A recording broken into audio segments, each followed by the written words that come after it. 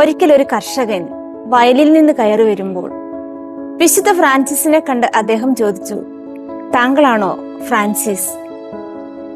അതെ, ഫ്രാൻസിസ് ഉത്തരം പറഞ്ഞു. കർഷകൻ വീണ്ടും അദ്ദേഹത്തോട് പറഞ്ഞു, ഒരു നല്ല മനുഷ്യൻ എന്നാണ് ഞങ്ങളൊക്കെ കേൾക്കുന്നത്, അങ്ങനെ ആയിരിക്കണം കേട്ടോ. അതെ സുഹൃത്തുക്കളെ, വിശുദ്ധിയില്, സ്നേഹത്തില്, സാഹോദര്യത്തിലൊക്കെ ആദ്യം വളരണമെങ്കിൽ ഒരു നല്ല മനുഷ്യനാവുക എന്നതാണ്. ഒരു നല്ല മനുഷ്യനായെങ്കിൽ മാത്രമേ മറ്റുള്ളവരെ കാണുവാനും സ്നേഹിക്കുവാനും ഒക്കെ നമുക്ക് സാധിക്കുകയുള്ളൂ. അതുകൊണ്ട് ഒരു നല്ല മനുഷ്യൻ ആയിത്തീരാൻ നമുക്ക് പരിശ്രമിക്കാം.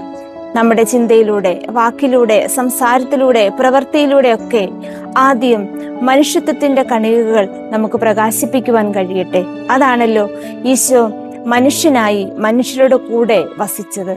ദൈവം നമ്മെ അനുഗ്രഹിക്കട്ടെ.